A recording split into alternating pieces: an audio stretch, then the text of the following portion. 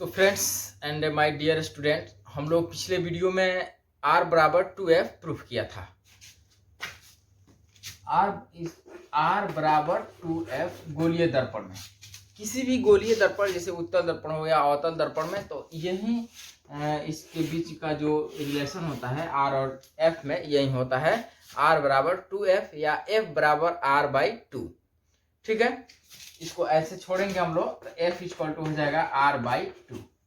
अब इस पे मैंने कहा था कि 5 नंबर का देता है इसको प्रूफ करने के लिए कि r/r इक्वल टू 2f कैसे होता है या f इक्वल टू r/2 कैसे होता है, इसको प्रूफ करने के लिए देगा। तो 5 नंबर का, जिसको हम लोग पिछले वीडियो में सीख चुके हैं, ऐसे एक अवतल दर्पण के द्वारा हम लोग इसको प्रूफ किए थे। आप लोगों में से जो इस वीडियो को नहीं देखा होगा, सबसे पहले उस वीडियो को देख लीजिए, जिसका लिंक इसी वीडियो के डिस्क्रिप्शन में दे दिया गया है। ये काफ़ी इंपॉर्टेंट है और काफ़ी ज़रूरी भी है। ठीक है, तो आज हम लोग इस पर जो मैथ पूछता है 2 नंबर 1 नंबर का ऑब्जेक्टिव पूछ लेता है, कैसे कैसे सवाल पूछता है उसके बारे में हम लोग देखेंगे। ध्यान दीजिएगा, बहुत ही इंपॉर्टेंट क्वेश्चन यहाँ से बनता है। सबसे पहले तो ये सवाल पूछता है कि गोलीय दर्पण के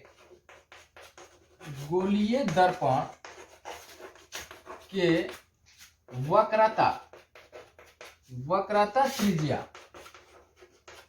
देखिए गोलीय दर्पण की जो वक्रता त्रिज्या होता है इसी को हम लोग कहते हैं r, तथा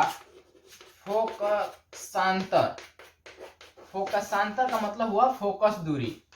याद रखिएगा, फोकस दूरी का है या फोकसांतर का एक ही बात होता है।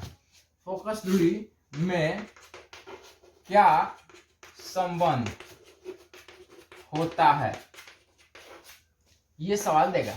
तो ऐसे ऑप्शन दे सकता है r इक्वल टू f/2 या r इक्वल टू 2f या f इक्वल टू 2r या इनमें से कोई नहीं, नन।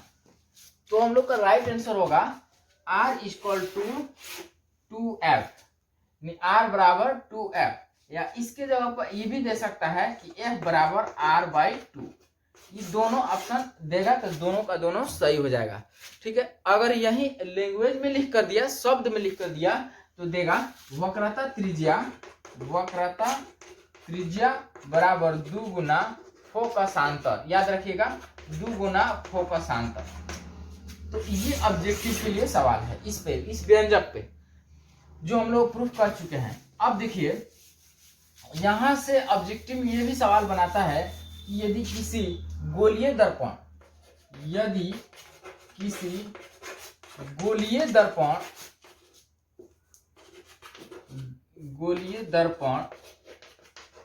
की फोकस दूरी 15 cm है, तो उसकी वक्रता त्रिज्या ज्ञात करें, चाहे क्या होगी।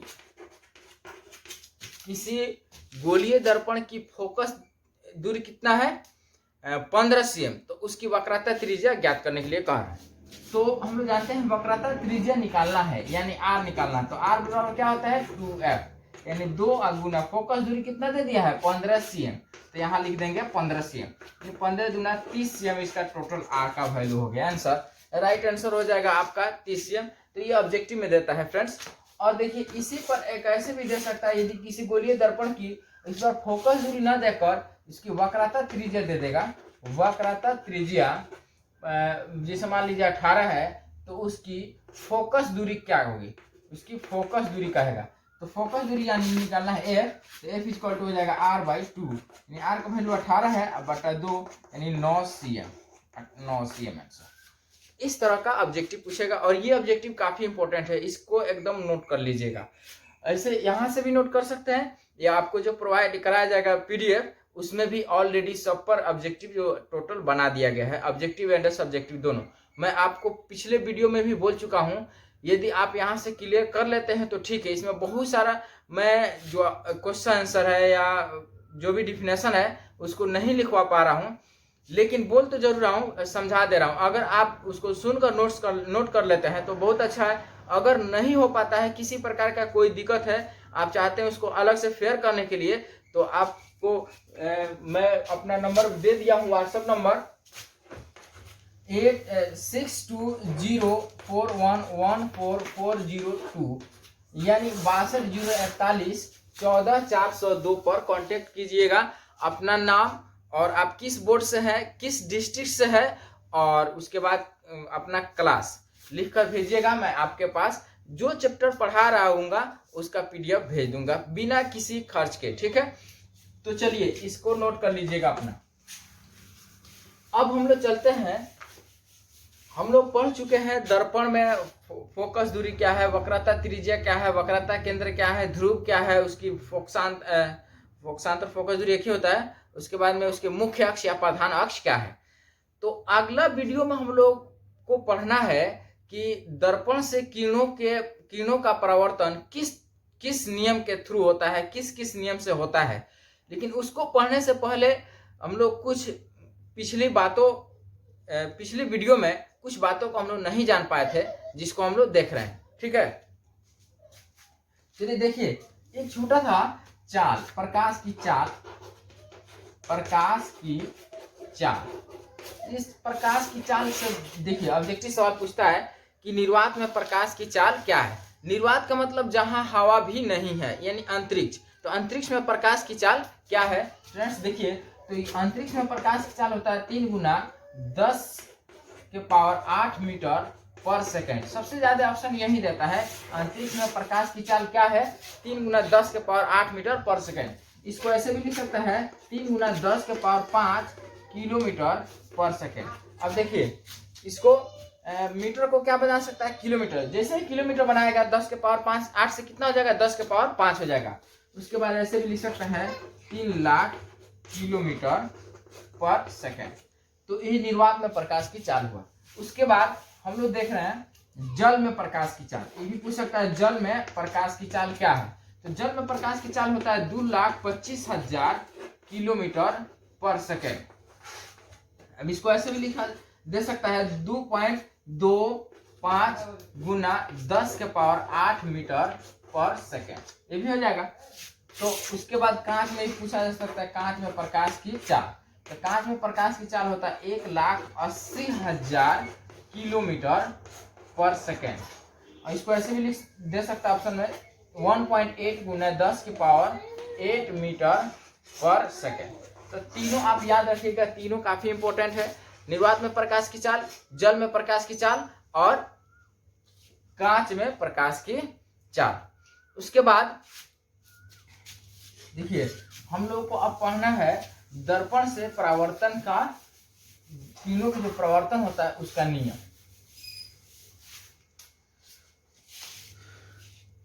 जैसे जानते हैं कि दर्पण से प्रतिबिंब बनता है, हम लोग को प्रतिबिंब बनाना सीखना है। अब प्रतिबिंब क्या है उसके बारे में हम लोग पढ़ेंगे। तो इस टॉपिक के बाद में तुरंत हम लोग प्रतिबिंब ही पढ़ना है। उसके बाद में दर्पण से प्रतिबिंब कैसे बनता है या लेंस में प्रतिबिंब कैसे बनता है, तो उसको तो हम लोग प्रकाश के अपवर्तन में पढ़ेंगे।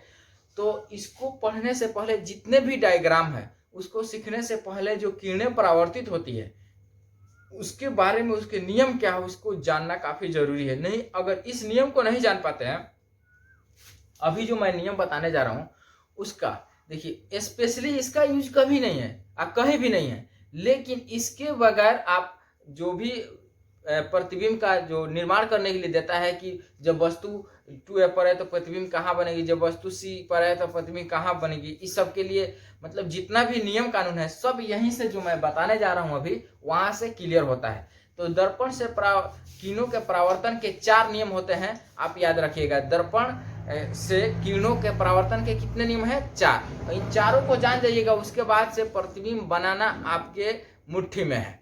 चलिए देखिए कौन कौन है दर्पण से परावर्तन के नियम। दर्पण से किरणों के परावर्तन के नियम, हम लोग टॉपिक यही है, ध्यान दीजिएगा। चलिए देखिए 1 नंबर में, जब किरण मुख्य अक्ष के समांतर आपतित होती है जब किरणें मुख्य अक्ष के समांतर आपतित होती है तो क्या होता है, ध्यान देंगे। तो जैसे ये हम लोग अवतल दर्पण ले रहे हैं, हम लोग दर्पण में पढ़ चुके हैं कि ये अवतल दर्पण है। तो यहाँ पर ये P है और मुख्य अक्ष ये यहाँ पर इसका C हो गया, यहाँ पर F होता है मुख्य फोकस। देखिए तो दर्पण जब किरणें मुख्य अक्ष के समानांतर, तो मुख्य अक्ष ये हुआ, इसके समानांतर आपतित होती है तो परावर्तन के बाद हमेशा इसके मुख्य फोकस से होकर ही गुजरती है। तो जैसे मान लिया ये भी एक किरण है, तो परावर्तन के बाद किससे होकर गुजरेगी, मुख्य फोकस से। तो एक नियम ये उत्तल दर्पण में भी देख लीजिए। जैसे मान लीजिए ये उत्तल दर्पण है, उत्तल दर्पण में ये हो गया हम लोग का ध्रुव और ये मुख्य अक्ष समानांतर आपतित हो रही है। तो परावर्तन के बाद देखिए दर्पण तो इधर जाने नहीं देगा किरण को, अब ये किरण क्या हो जाएगी, इस तरह से आगे इधर चल जाएगी और इसको हम लोग काल्पनिक रूप से जब पीछे की ओर बढ़ाएंगे तो ऐसे हम लोग यहाँ पर कटेगी, तो यही मुख्य फोकस होता है और इसका ये C होता है। तो दोनों में उत्तल दर्पण और अवतल दर्पण में जब कोई भी किरण मुख्य अक्ष के समानांतर आपतित होती है तो परावर्तन के बाद में कहाँ से होकर गुजरती है, मुख्य फोकस से गुजर रही है। देखिए यहाँ गुजरती हुई प्रतीत होती है, राइट। अब चलते हैं हम लोग दूसरा नियम। एक नियम ये हुआ जब किरण मुख्य अक्ष के समानांतर आपतित होती है तब, ऐसे पूछा जा सकता है सवाल, तो वो कहाँ से गुजरती है, तो कहाँ से गुजरती है, मुख्य फोकस से यानी F से। कहाँ से गुजरती है, F से। आप नोट कीजिएगा इसको। आगे देखिए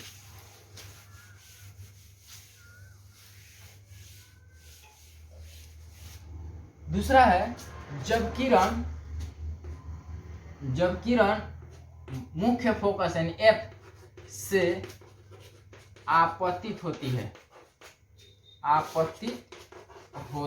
है, जैसे देखिए ये अवतल दर्पण है और ये उत्तल दर्पण है। इसमें इस बार कहाँ से आपतित हो रही है, मुख्य फोकस से। देखिए मुख्य फोकस यहाँ है, इससे आपतित हो रही है। तो परावर्तन के बाद ये कहाँ से होकर गुजरेगी, तो मुख्य अक्ष के समानांतर मुड़ जाएगी। जैसे मान लिया जाए यहाँ पर इसका C है और F है और ये मुख्य फोकस है, तो इधर इससे होकर आपतित होगी इस तरह से।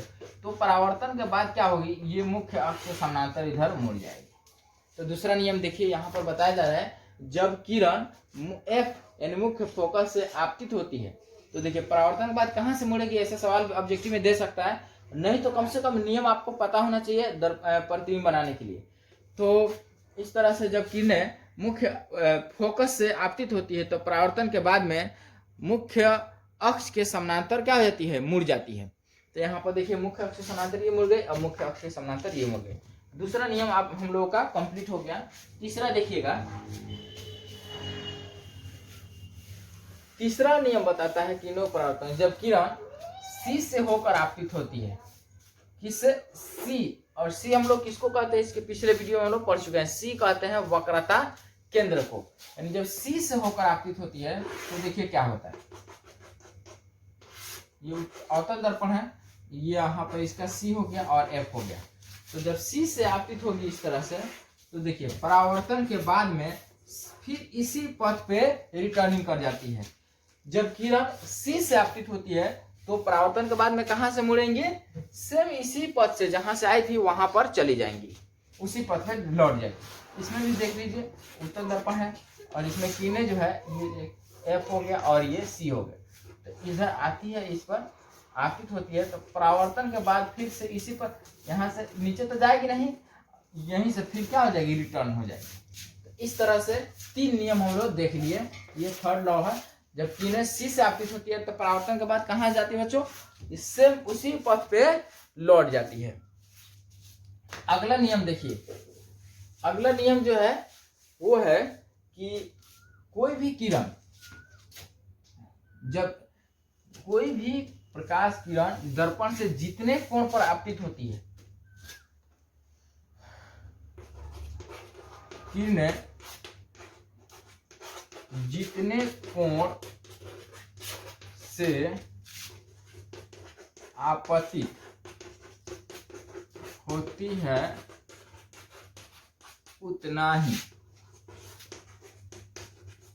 कोण से परावर्तित हो जाती है।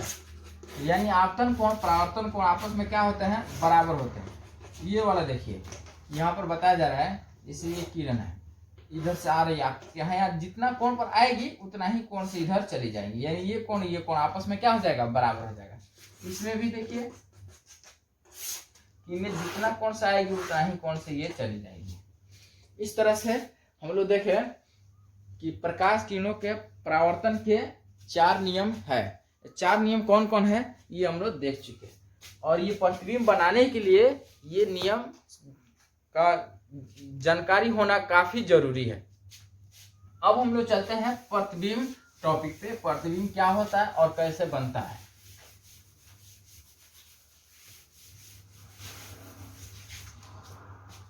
प्रतिबिंब देखिए, प्रतिबिंब से 1-2 सवाल हमेशा पूछा जाता है कि वस्तु को कहाँ रखने पर उसका प्रतिबिंब कहाँ बनेगा।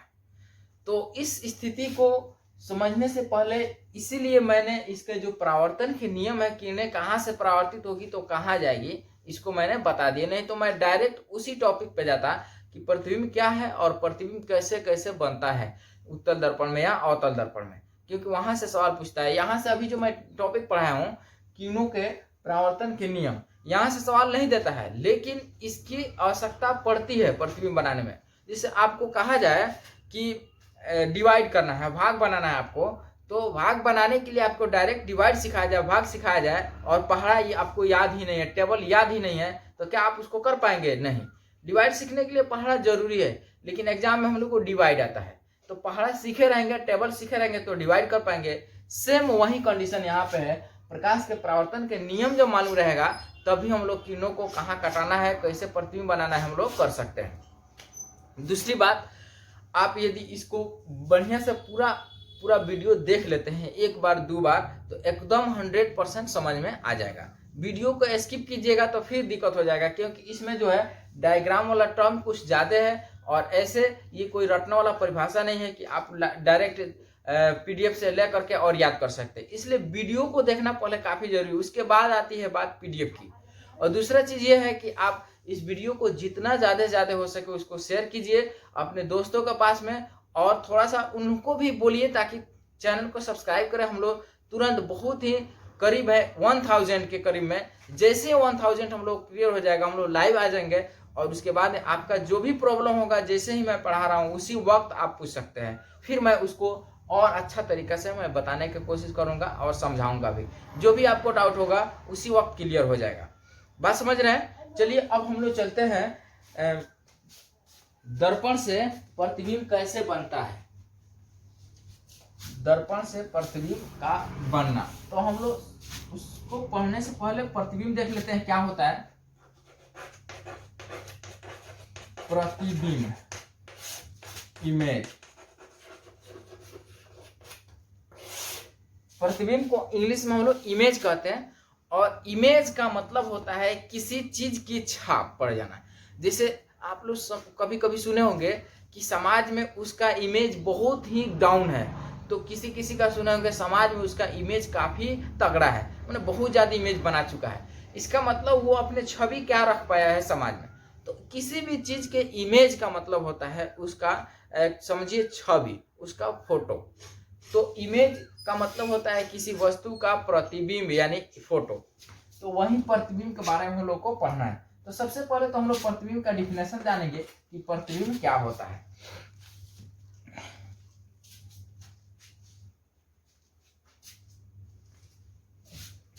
देखिए, प्रतिबिंब को आप डायरेक्ट देखने के लिए बिल्कुल प्रायोगिक रूप में आपके पास जो दर्पण होगा घर में, आपके रूम में जो दर्पण होगा उसमें जाकर देखिए, अपना फेस देखिए, तो फेस जो आपका उसमें दिखाई दे रहा है ना वही प्रतिबिंब है। आपका फेस जो दर्पण में दिखाई दे रहा है वो क्या है, आपका प्रतिबिंब है। तो प्रतिबिंब तो अब हम लोग जान गए, रियल में प्रतिबिंब क्या है वो जान गए, लेकिन परिभाषा अब हम लोग से पूछा जाता है कि प्रतिबिंब किसको कहते हैं। तो प्रतिबिंब का,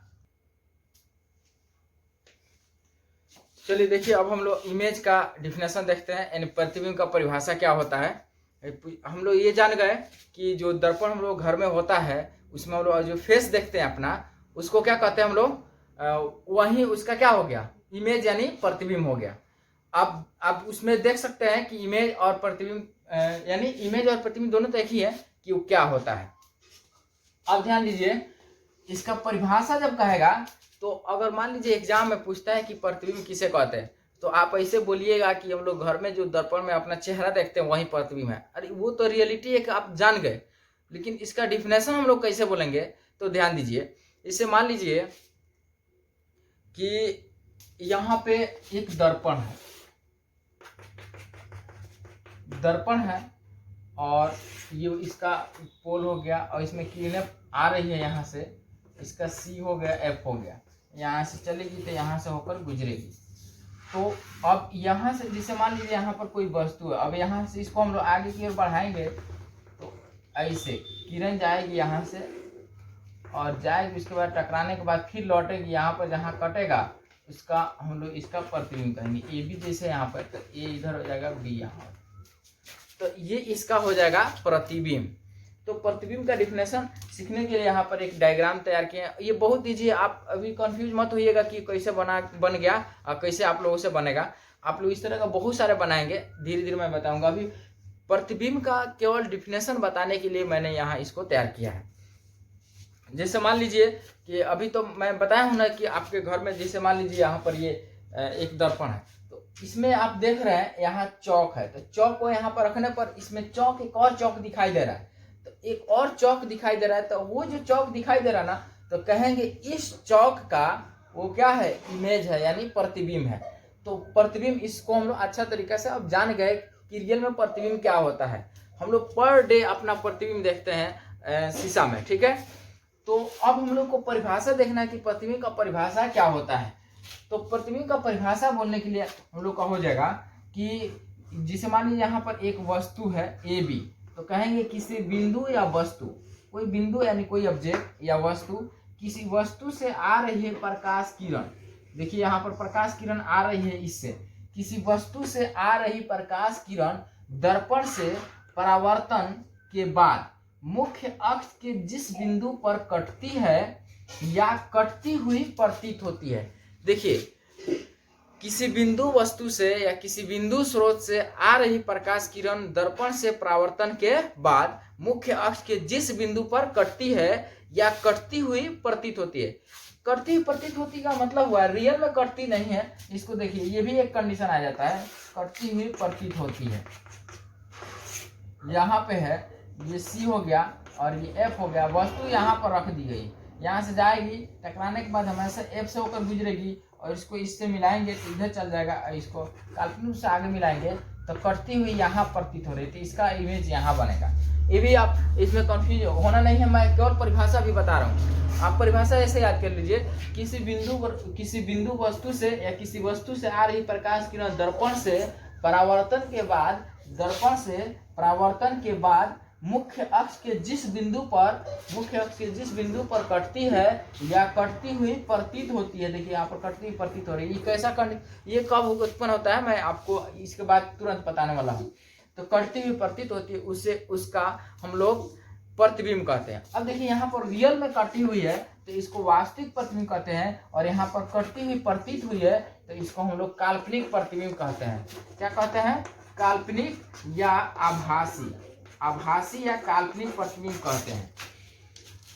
तो हम लोग यहाँ पर प्रतिबिंब का डिफिनेशन देखें, किसी बिंदु वस्तु से आ रही प्रकाश किरण दर्पण से परावर्तन या परावर्तन के बाद, दर्पण में अपवर्तन नहीं होता है, दर्पण से परावर्तन के बाद मुख्य अक्ष के जिस बिंदु पर कटती है या कटती हुई प्रतीत होती है, उससे उस बिंदु का या उस वस्तु का प्रतिबिंब कहते हैं। और जब रियल में करती है तो वास्तविक प्रतिबिंब, जब करती हुई प्रतीत होती है तो काल्पनिक प्रतिबिंब। तो ऐसे वास्तविक प्रतिबिंब का डिफिनेशन हम लोग देंगे, किसी वस्तु से आ रही प्रकाश किरण दर्पण से परावर्तन के बाद मुख्य अक्ष जिस बिंदु पर कटती है, इसमें कटती हुई प्रतीत होना नहीं बोलेंगे, बस इतना ही। मुख्य अक्ष जिस बिंदु पर कटती है उसे वास्तविक प्रतिबिंब कहते हैं।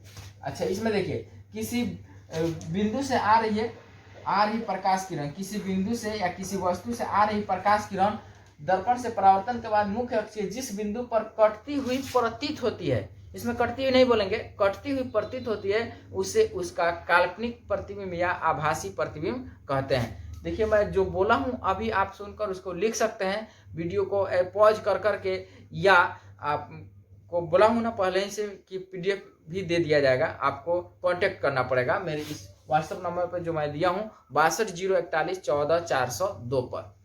तो ये वास्तविक प्रतिबिंब और काल्पनिक प्रतिबिंब हुआ। अब हम लोग देखेंगे कि वास्तविक प्रतिबिंब और काल्पनिक प्रतिबिंब किन किन स्थिति में बनता है, यानी प्रतिबिंब का निर्माण हम लोग देखेंगे। अभी हम लोग देख रहे हैं फॉर्मेशन ऑफ इमेज, यानी प्रतिबिंब कैसे बनता है। तो प्रतिबिंब का हम लोग डिफिनेशन देख लिए, अब देखने जा रहे हैं अवतल दर्पण। पहले अवतल दर्पण में देख लेते हैं। अवतल दर्पण में प्रतिबिंब निर्माण। अवतल दर्पण में प्रतिबिंब निर्माण, यानी अवतल दर्पण में प्रतिबिंब कैसे कैसे बनता है, किस स्थिति में वस्तु को कहाँ रखी जाए तो प्रतिबिंब कहाँ बनेगा, इसको हम लोग देखेंगे अवतल दर्पण में। तो सबसे पहले देख रहे हैं जब वस्तु अनंत पर हो, जब वस्तु अनंत पर हो, जब वस्तु अनंत पर हो। अब अनंत क्या है, F क्या है, CF क्या है, तो F तो हम लोग जान गए हैं, C भी जान गए हैं, और उसके बाद में इसमें मुख्य अक्ष भी जान गए हैं। थोड़ा सा अब हम लोग को ये देखना है अनंत क्या होता है। तो देखिए ये अवतल दर्पण हुआ, हम लोग पढ़ चुके हैं दर्पण, उत्तल दर्पण, अवतल दर्पण। और एक और चीज ध्यान रखिए, मैंने दर्पण जो टॉपिक पढ़ाया था उसमें 2 ही दर्पण में बता पाया गोलीय दर्पण में, लेकिन एक और दर्पण होता है जो पूर्णतः गोलीय नहीं होता, इस तरह का होता है, इसको हम लोग कहते हैं परवलयिक दर्पण। वह दर्पण जो पूर्णतः गोलीय न हो उसे परवलयिक दर्पण हम लोग कहते हैं। अब देखिए यहाँ M और M' एक अवतल दर्पण है। अब अवतल दर्पण में हम लोग देख रहे हैं प्रतिबिंब का निर्माण जब वस्तु अनंत पर हो। तो अनंत क्या है तो देखोगे यहाँ पर, जैसे ये इसका P हो गया और यहाँ पर इसका C हो गया और ये हो गया F यानी मुख्य फोकस हो गया। अब वस्तु देखिए यहाँ पर अगर रखेंगे यहाँ पर वस्तु तो कहेंगे अनंत और C के बीच में। तो वस्तु अनंत का मतलब इधर कहीं वस्तु है जो हम लोग को दिखाई नहीं दे रही है, बहुत दूर है, तो उसके स्थिति को हम लोग इस पर नहीं रख सकते हैं। तो वस्तु जब अनंत पर होती है तो उसकी कल्पना यहाँ से की जाती है, यहाँ से हम लोग किरणों को लाएंगे।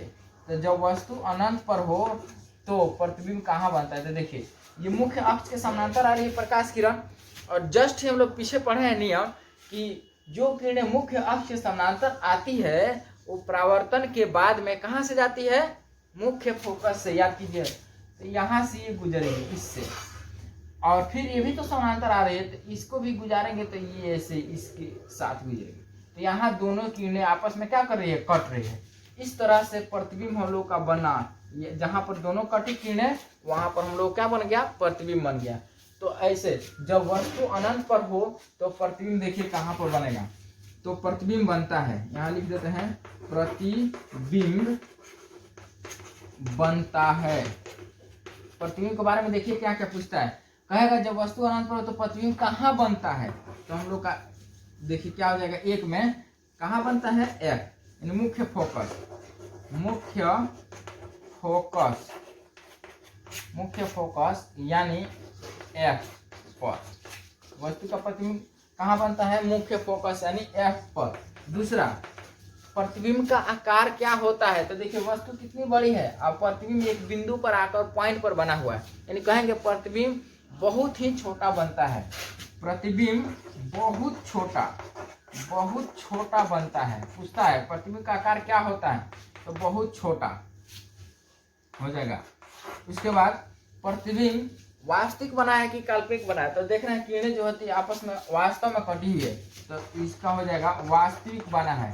प्रतिबिंब कैसा बना है, वास्तविक बना है। प्रतिबिंब कैसा बना है, वास्तविक बना है। देखिए दिखाई दे रहा है वास्तविक, देखिए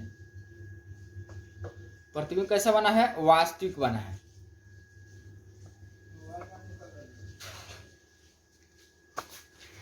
यहाँ पे हम लिख दे रहे हैं, दिखाई नहीं दे रहे तो तीसरा नंबर है ये पूछता है प्रतिबिंब कैसा बनता है, यानी प्रतिबिंब की प्रकृति क्या है। तो प्रतिबिंब कैसा बनता है, वास्तविक। और चौथा में पूछता है सीधा बनता है कि उल्टा बनता है। तो उल्टा। देखिए जितना भी वास्तविक प्रतिबिंब होता है सब का सब उल्टा बनता है। वास्तविक प्रतिबिंब कैसा बनता है, उल्टा बनता है।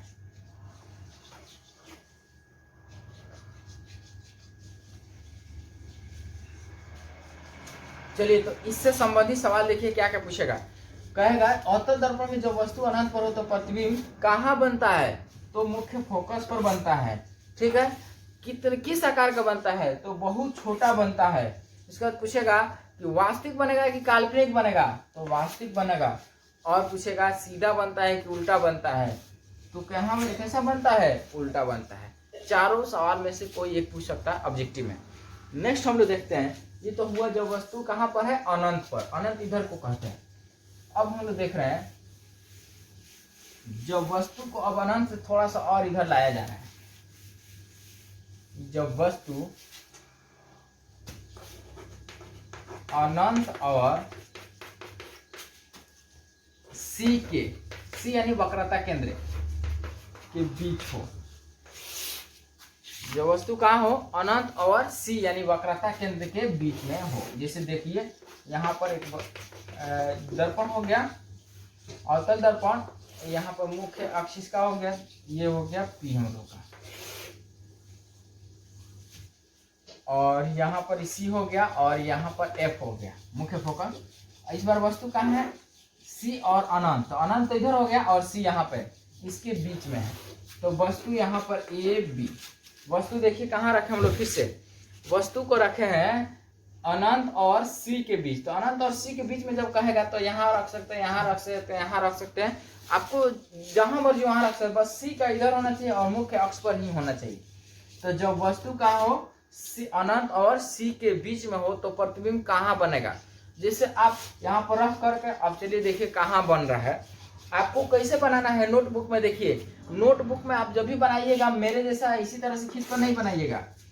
मैं बहुत पहले से बनाते आ रहा हूँ, इसलिए मुझे अभ्यास हो चुका है कि कहाँ पर रखेंगे तो कहाँ बनेगा। आपसे मतलब गड़बड़ हो सकता है, इसलिए आप क्या कीजिएगा, प्रकार का यूज कीजिएगा कंपास। और कंपास में लेकर पेंसिल को आप सेट कीजिएगा इस तरह से।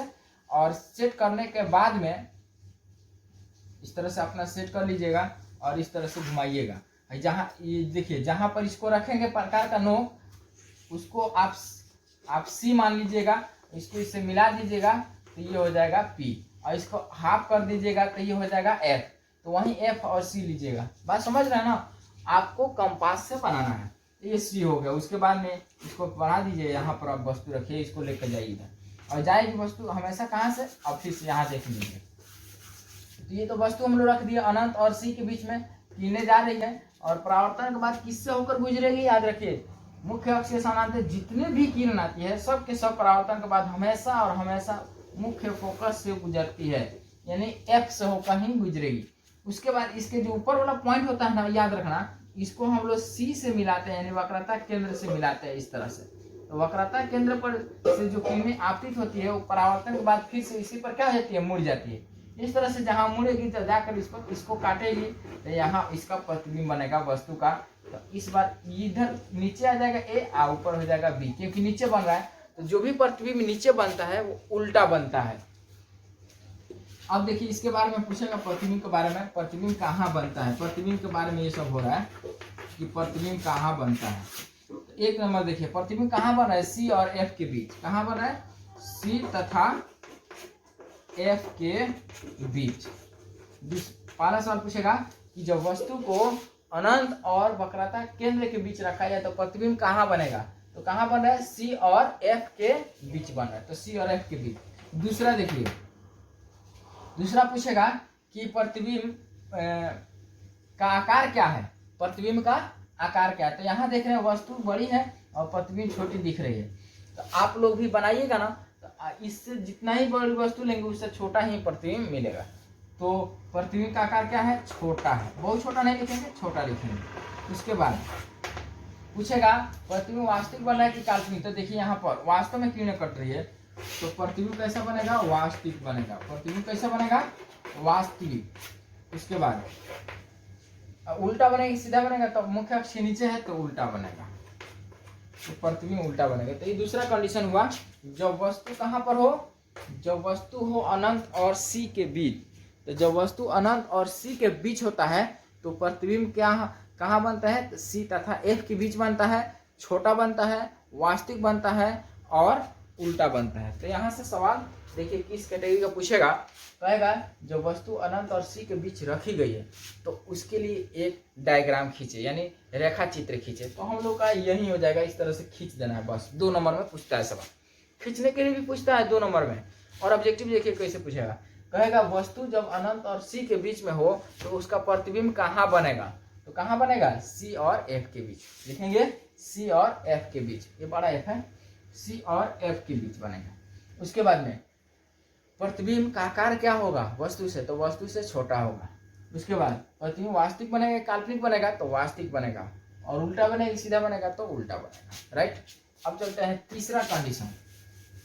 6 कंडीशन होते हैं इसमें, और 6 में से किसी 1 या 2 के बारे में जरूर ही पूछता है, इसलिए 6 कंडीशन को एकदम बारीकी से देखना काफी जरूरी है।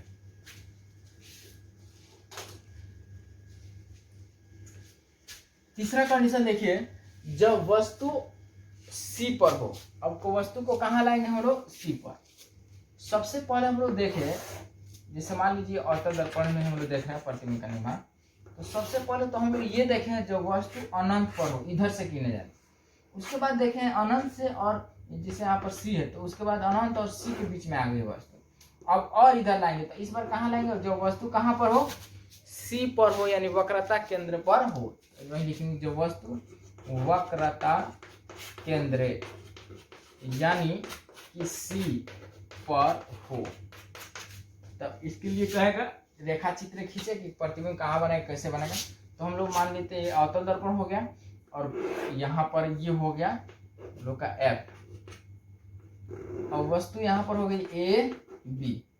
अब इसको यहाँ से हम लोग किरणें भेजेंगे, तो मुख्य अक्ष से समानांतर जा रही है, तो परावर्तन के बाद कहाँ से होकर गुजरेगी, एफ से। हमेशा याद रखिएगा, मुख्य अक्ष के समानांतर आने वाली प्रकाश किरण कहाँ से होकर गुजरती है, तो मुख्य फोकस से यानी एफ से।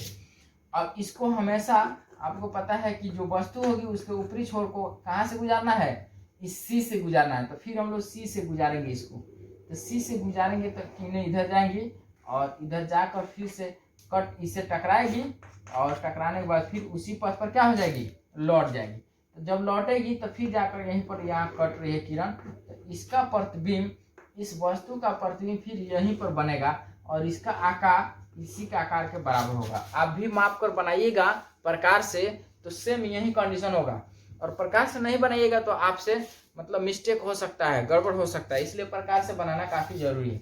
देखिए प्रकार से फिर से मैं बता दे रहा हूँ। ऐसे मान लीजिए इसी को बनाना है, तो ऐसे प्रकार ले लीजिएगा, और इस प्रकार का नोक हो गया, और ये आपका पेंसिल हो गया, पेंसिल से बनाना है, और ऐसे खींच दीजिएगा।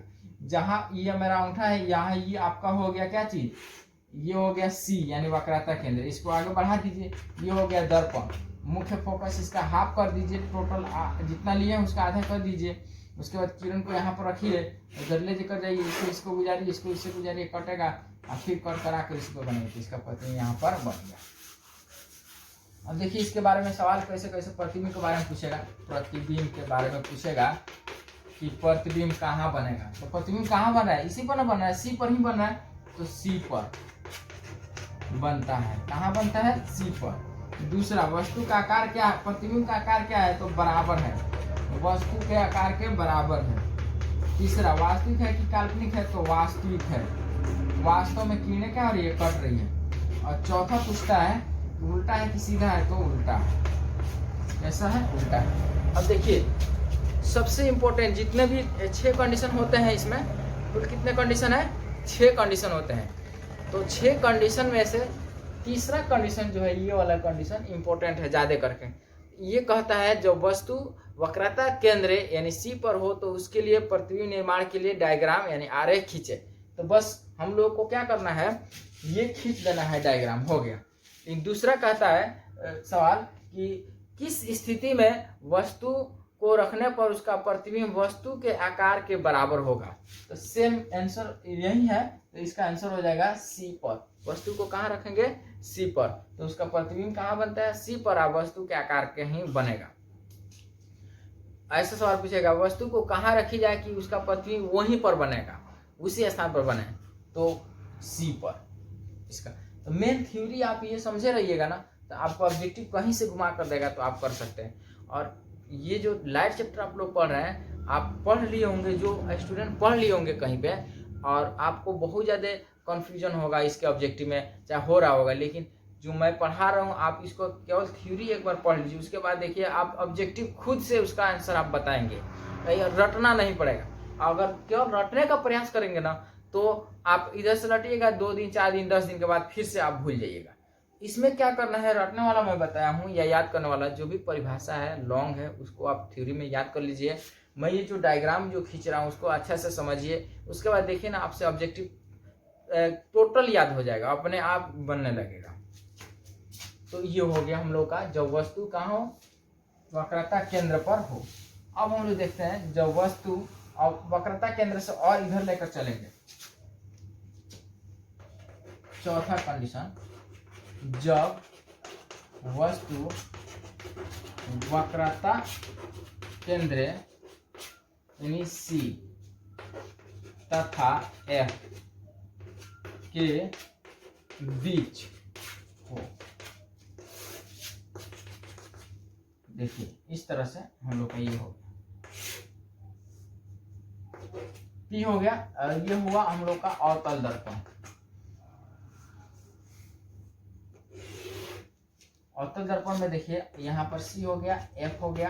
अब हम लोग वस्तु पर अनंत पर रखे थे, उसके बाद अनंत और सी के बीच में, उसके बाद सी पर आया, उसके बाद हम लोग वस्तु कहाँ रखेंगे? अनंत, सी और एफ के बीच। और सी और एफ के बीच इसका मतलब ये नहीं कि टोटल एकदम एग्जैक्ट बीचों बीच होना चाहिए, यहाँ भी रख सकते हैं, यहाँ भी रख सकते हैं, तो मैंने यहाँ रखा। अब देखिए यहाँ वस्तु रख दिया, उसके बाद इसको ऐसे बढ़ाएंगे, ये भी वस्तु होगी। इसको बढ़ाने के बाद में इसको फिर से टकराने के बाद में कहाँ से गुजारेंगे? कहाँ से गुजरेगी किरण? मुख्य फोकस है, हमेशा मुख्य फोकस है, क्योंकि जो भी किरणें समानांतर आती है टकराने के बाद मुख्य फोकस से होकर गुजरती है। और इसको कहाँ से गुजारा जाता है? इससे। तो इसको हम लोग सी से होकर गुजारेंगे, सी से होकर गुजारेंगे, इसको ऐसे बढ़ाएंगे, ये दोनों जहाँ पर कटेंगी ऐसे इसको मिलाएंगे, ऐसे मान लीजिए इसको यहाँ आएगा, टकराने के बाद फिर इसी पर लौटेगा, तो यहाँ पर कट रहा है, किरणें कहाँ पर कट रही है? यहाँ पर। इसका प्रतिबिंब यहाँ पर बन जाएगा, इसका ये हो जाएगा बी और ये हो जाएगा ए। अब बताइए इसका आकार इसका आकार दोनों में कौन बड़ा है? तो आपका एकदम जवाब होगा ये बड़ा है, इतना लंबा दिख रहा है, छोटा दिख रहा है, नीचे है तो उल्टा है। प्रतिबिंब कहाँ बन रहा है? तो सी और अनंत के बीच में बन रहा है। प्रतिबिंब कहाँ बन रहा है? प्रतिबिंब के बारे में देखिए, सी और अनंत के बीच। दूसरा, बड़ा की छोटा तो बड़ा। तीसरा, वास्तविक की काल्पनिक तो वास्तविक। और चौथा, उल्टा की सीधा तो उल्टा। तो ये कंडीशन हुआ। तो यहाँ से सवाल पूछे कहेगा जब वस्तु वक्रता केंद्र और एफ के बीच हो तो इसके लिए डायग्राम खींचे, तो हम लोग खींच देंगे। ऐसे सवाल पूछेगा जब वस्तु वक्रता केंद्र और एफ के बीच में हो तो उसका प्रतिबिंब कहाँ बनेगा? तो आंसर हो जाएगा हम लोग का सी और अनंत के बीच में, यानी सी और अनंत के बीच में बनेगा। वस्तु का आकार क्या होगा? सॉरी, प्रतिबिंब का आकार वस्तु की अपेक्षा क्या होगा? तो बड़ा होगा। उल्टा बनेगा, सीधा बनेगा तो उल्टा बनेगा, और वास्तविक बनेगा काल्पनिक तो वास्तविक बनेगा। चौथा कंडीशन ये था। उसके बाद हम लोग पांचवा कंडीशन देख रहे हैं। अब वस्तु को और इधर लेकर चलेंगे, यहाँ पर हम लोग ला दिए, अब एफ पर लेकर चलेंगे। तो वस्तु इस बार कहाँ होनी चाहिए? एफ पर। तो पांचवा कंडीशन हम लोग को देख रहे हैं, जब वस्तु एफ यानी मुख्य फोकस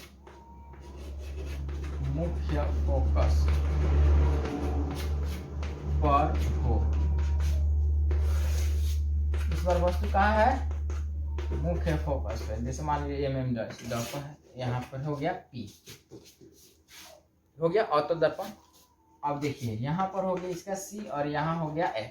इस बार कहाँ है वस्तु? मुख्य फोकस पर ही है, यानी यहाँ पर है वस्तु। ध्यान दीजिएगा, ये भी वस्तु। ए बी वस्तु इसको यहाँ से गुजारेंगे तो मुख्य अक्ष से समांतर जा रही है, परावर्तन के बाद किससे होकर गुजरेगी, मुख्य फोकस से ही होकर गुजरेगी, क्योंकि समानांतर आने वाली किरण मुख्य फोकस से होकर गुजरती है। गुजर गई, उसके बाद इसको कहाँ से गुजारते हैं, सी से, इसको हम लोग सी से गुजारेंगे इस तरह से। अब देखिए इसको हम लोग अनंत तक बढ़ा रहे हैं, कहीं कटने वाली आपको दिख रही है, ये जो है किरणें कहीं कटेंगे ही नहीं, ठीक है। इस स्थिति में किरणें नहीं कटेगी तो अनंत पर इसका कहेंगे, कहाँ प्रतिबिंब बनेगा, अनंत पर इसका प्रतिबिंब बनेगा और प्रतिबिंब का आकार बहुत बड़ा होगा। तो देखिए इसके प्रतिबिंब के बारे में डायग्राम कहेगा तो ये खींच देंगे, प्रतिबिंब के बारे में कहेगा तो कहाँ बना है, अनंत पर, अनंत पर बहुत बड़ा, बहुत बड़ा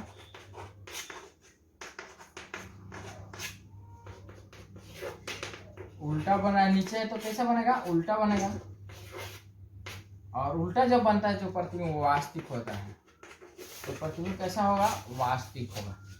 इससे ये सवाल पूछेगा प्रतिबिंब कहाँ बनेगा, तो अनंत पर, बहुत बड़ा बनेगा, उल्टा बनेगा और वास्तविक बनेगा। उसके बाद लास्ट कंडीशन हम लोग को एक और देखना है अवतल दर्पण में, जो वस्तु अभी इस बार कहाँ लाए हैं, एफ पर, अब एफ के भी इधर लेकर चलेंगे, यानी यह वस्तु को कहाँ लाएंगे, एफ और पी यानी ध्रुव के बीच में, यानी मुख्य अक्ष और मुख्य फोकस और ध्रुव के बीच में। जब वस्तु कहाँ कहाँ हो, एफ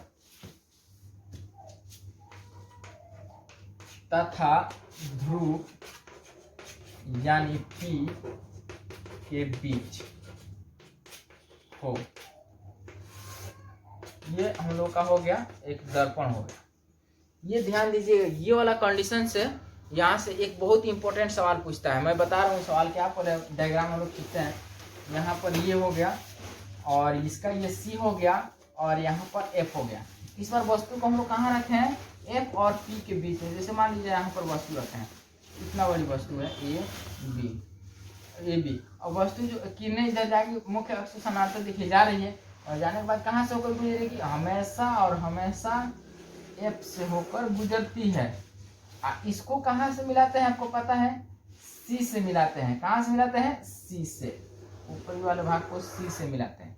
अब देखिए इधर आ रही है, इधर जा रही है, इधर ये भाग रहा है इधर। अब इस स्थिति में हम लोग क्या करेंगे, इसको आगे की ओर बढ़ाएंगे, इसको भी आगे की ओर बढ़ाएंगे काल्पनिक रूप से। अब आगे की ओर बढ़ाएंगे तो ये काल्पनिक रूप से एक दूसरे को यहाँ पर क्या होगी, काटेगी, तो प्रतिबिंब यहीं पर बन जाएगा। प्रतिबिंब कहाँ बनेगा, दर्पण के पीछे बनेगा, और देखिए ऊपर ही बना है तो ए है तो यहाँ भी हो जाएगा, यहाँ क्या हो जाएगा, बी हो जाएगा। तो इस स्थिति में प्रतिबिंब सीधा बनता है, और चूंकि किरणें वास्तव में नहीं कटी है तो कहेंगे कि जो प्रतिबिंब बनेगा वो काल्पनिक यानी आभासी प्रतिबिंब होगा। तो ये कैसा प्रतिबिंब है, आभासी प्रतिबिंब है। तो इस तरह से इससे प्रतिबिंब से संबंधित सवाल पूछेगा, इसके प्रतिबिंब के बारे में। जब वस्तु F और P के बीच हो, कहाँ हो, F और P के बीच, तो जब F और P के बीच होगी वस्तु तो उसका प्रतिबिंब कहाँ बनेगा दोस्तों, तो हम लोग का प्रतिबिंब बनेगा दर्पण के पीछे बनेगा। कहाँ बनेगा, दर्पण के पीछे, दर्पण के पीछे। दूसरा, दर्पण के तो पीछे बन गया, अब बड़ा बन रहा है कि छोटा बन रहा है, आकार देखिए तो बड़ा बन रहा है, और बड़ा को एक और नाम से जाना जाता है, आवर्धित। क्या नाम से जाना जाता है, आवर्धित, याद रखिएगा। यहीं से सवाल पूछता है, बहुत इंपॉर्टेंट सवाल पूछता है कि जब अवतल दर्पण में कोई वस्तु F और P के बीच रखी जाती है तो उसका प्रतिबिंब आवर्धित होता है कि छोटा होता है, तो आवर्धित। और दूसरा सवाल ये पूछता है कि किस सिचुएशन में, किस स्थिति में अवतल दर्पण द्वारा बना प्रतिबिंब आवर्धित होता है या काल्पनिक होता है, तो जब वस्तु कहाँ हो, F और P के बीच में स्थित हो। जब वस्तु F और P के बीच में स्थित होगा तो उसका आवर्धित प्रतिबिंब बनेगा यानी बड़ा प्रतिबिंब बनेगा, और काल्पनिक प्रतिबिंब बनेगा। तो बड़ा हो गया, इसके बाद ये कैसा बनेगा, तो काल्पनिक बनेगा। और जब काल्पनिक होता है तो वो सीधा होता है। एक ही स्थिति है अवतल दर्पण में, एक ही स्थिति है जिस स्थिति में वस्तु का सीधा प्रतिबिंब बनता है और काल्पनिक प्रतिबिंब बनता है और आवर्धित प्रतिबिंब बनता है।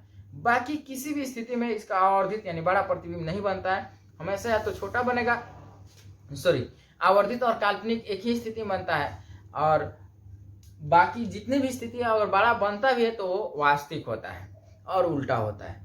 तो ये वाला कंडीशन से ये वाला सवाल ज़्यादा पूछता है कि किस स्थिति में अवतल दर्पण द्वारा बना प्रतिबिंब आवर्धित और सीधा होगा।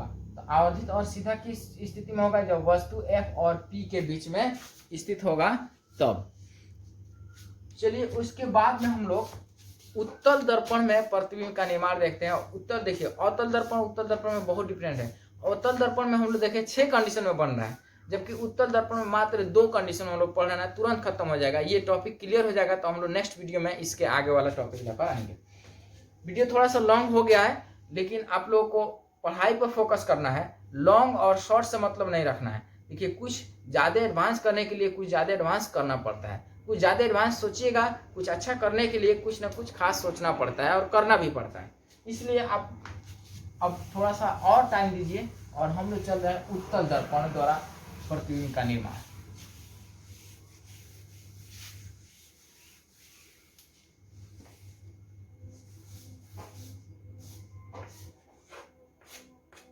उत्तल दर्पण द्वारा प्रतिबिंब का निर्माण, तो देखिए 2 स्थिति में प्रतिबिंब का निर्माण होता है उत्तल दर्पण द्वारा। एक में ये हम लोग का हुआ उत्तल दर्पण,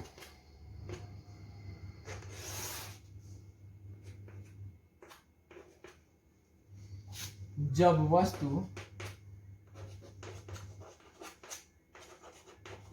अनंत पर हो, कहाँ हो, अनंत पर। देखिए अनंत पर वस्तु है, यहाँ पर भी अनंत पर, तो अनंत पर आ रही, तो मुख्य अक्ष के समांतर आने वाली किरणें कहाँ से गुजरती है, मुख्य फोकस से, यहाँ से। तो इधर तक जाएगी नहीं, तो इसलिए हम लोग काल्पनिक रूप से इसको आगे बढ़ाएंगे और इधर चली जाएंगी और ये इधर चली जाएगी। तो प्रतिबिंब कहाँ बनता है, तो देखिए ध्यान से, प्रतिबिंब के बारे में पूछेगा, प्रतिबिंब, तो प्रतिबिंब कहाँ बनता है, तो 1 नंबर में हम लोग देख रहे हैं दर्पण के पीछे, दर्पण के पीछे F पर। कहाँ बना, दर्पण के पीछे F पर। अब बताइए वास्तविक बना कि काल्पनिक बना, तो काल्पनिक बना। तो ये वाला हमेशा काल्पनिक प्रतिबिंब बनाता है, उत्तल दर्पण हमेशा काल्पनिक प्रतिबिंब बनाता है। अब बताइए उसके बाद में छोटा बना कि बड़ा बना, तो बहुत छोटा बिंदु, बहुत छोटा बनाता है, बिंदु के आकार का बनाता है। और अब उल्टा बना कि सीधा बना, तो काल्पनिक प्रतिबिंब है तो सीधा बनाता है।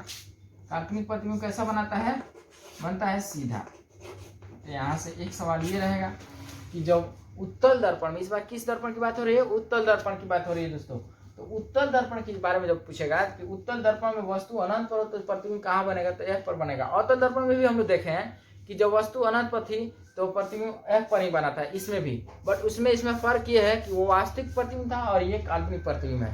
बाकी सब वही है लगभग, वो उल्टा था, ये सीधा है। और दूसरा कंडीशन, एक और कंडीशन है मात्र, अब उसके बाद ये टॉपिक हम लोग का क्लियर हो जाएगा, खत्म हो जाएगा। अभी उत्तल दर्पण हम लोग पढ़ रहे हैं, जब वस्तु अनंत, कहाँ हो, अनंत और ध्रुव P के बीच हो। उत्तल दर्पण हुआ, ये ध्रुव हुआ और इधर अनंत हुआ, इधर कहीं भी वस्तु आप रख कर बनाइए। जैसे मान लीजिए यहाँ जहां मर्जी वहां रखिए वस्तु को।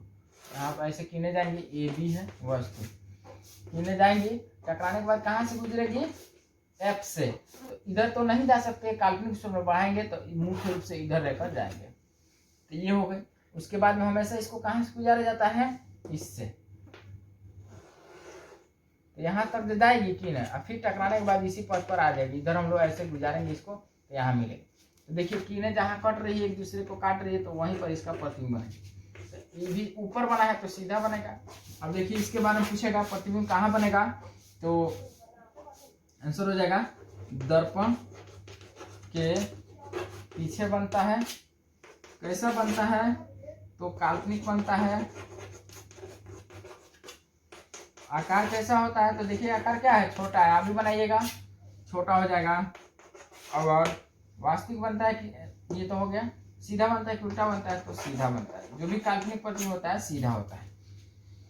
चलिए आप लोग इसको अच्छा से देख लीजिए, जहाँ पर प्रॉब्लम होगा, दिक्कत होगा, आप कमेंट में पूछ सकते हैं। वीडियो को बनाने में काफ़ी मेहनत लगता है, इसका आप लोग फल जरूर दीजिएगा। वीडियो को लाइक कीजिएगा, शेयर कीजिएगा जितना ज़्यादा से ज़्यादा हो सके। ठीक है, थैंक यू।